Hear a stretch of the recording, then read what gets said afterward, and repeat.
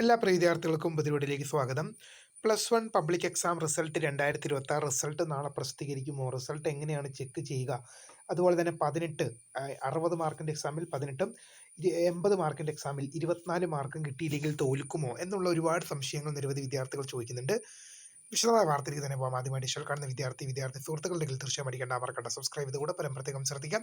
Subscribe ചെയ്ത notification ബെല്ലേക്കുള്ള option enable ചെയ്യുക. Channel videos നിങ്ങൾക്ക് ഉപകാരപ്രദമാണെങ്കിൽ തീർച്ചയായും ലൈക്കും കൂടി ചെയ്യുക. അതുകൊണ്ട് നിങ്ങളുടെ സുഹൃത്തുക്കളിലേക്ക് ഷെയർ ചെയ്ത് കൊടുക്കാനും കൂടി പ്രത്യേകം ശ്രദ്ധിക്കാം. അതുപോലെ നമ്മുടെ ചാനൽ വാട്സ്ആപ്പ് ചാനൽ ജോയിൻ ചെയ്യാൻ ആഗ്രഹിക്കുന്നവർ വാട്സ്ആപ്പ് ചാനൽ ജോയിൻ ചെയ്യുക.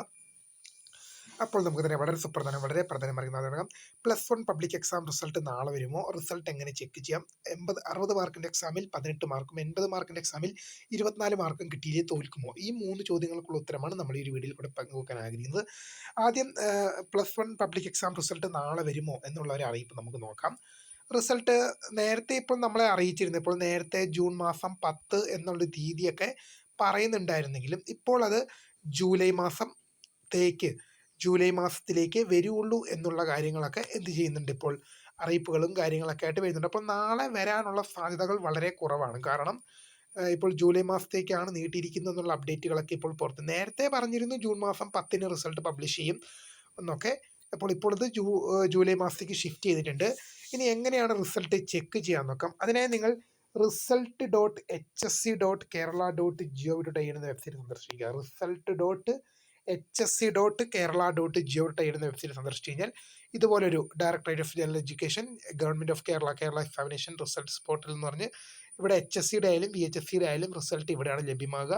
ഇപ്പോൾ ഇത് ആദ്യം കാണുന്ന റിസൾട്ട് കഴിഞ്ഞ +2ൻ്റെ റിസൾട്ടാണ്.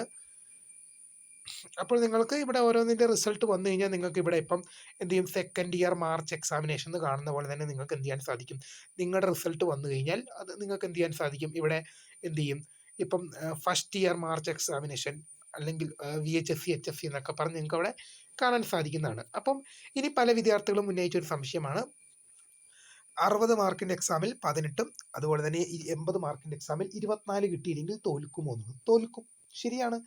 60 മാർക്കിൻ്റെ എക്സാമിൽ ഒരു വിദ്യാർത്ഥി 18 മാർക്ക് എഴുതി എടുക്കണം എന്നുള്ളത് മാൻഡറ്ററിയാണ്. അതുപോലെ തന്നെ 80 മാർക്കിൻ്റെ എക്സാമിൽ ഒരു വിദ്യാർത്ഥി 24 മാർക്ക് എഴുതിയെടുക്കണമെന്നുള്ള കാര്യവും മാൻഡറ്ററിയാണ്. ഇതിൽ ഓപ്ഷൻസോ കാര്യങ്ങളോ ഒന്നുമില്ല. ഇപ്പോൾ നിങ്ങൾക്ക് 60 മാർക്കിൻ്റെ എക്സാമിൽ 18 മാർക്ക് കിട്ടിയില്ലെങ്കിൽ തോൽക്കും. CE മാർക്ക് നിങ്ങളെ ജയിക്കാൻ സഹായിക്കില്ല. CE മാർക്ക് നിങ്ങളുടെ പെർസെൻറ്റേജ് കൂടുന്നതിന് മാത്രമേ സഹായിക്കുള്ളൂ. 60 മാർക്കിൻ്റെ എക്സാമിൽ 60 മാർക്കിൻ്റെ റിട്ടൺ എക്സാമിൽ 18 മാർക്കും 80 മാർക്കിൻ്റെ റിട്ടൺ എക്സാമിൽ ഒരു വിദ്യാർത്ഥി 24 മാർക്കും എഴുതി എടുക്കണം എന്നുള്ളത് മാൻഡറ്ററിയാണ്. ഇതിൽ ചോയ്സ് ഇല്ല, ഓപ്ഷൻ ഇല്ല, ഒന്നുമില്ല.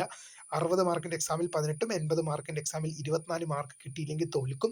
തീർച്ചയായും ഒരുപാട് വിദ്യാർത്ഥികൾ ചോദിച്ചതുകൊണ്ട് ഞാൻ വീഡിയോ ചെയ്തത്. അപ്പോൾ പുതിയ കാണുന്നൊരു മെനു മിസ്കരുത്. Phone subscribe for the watching. By.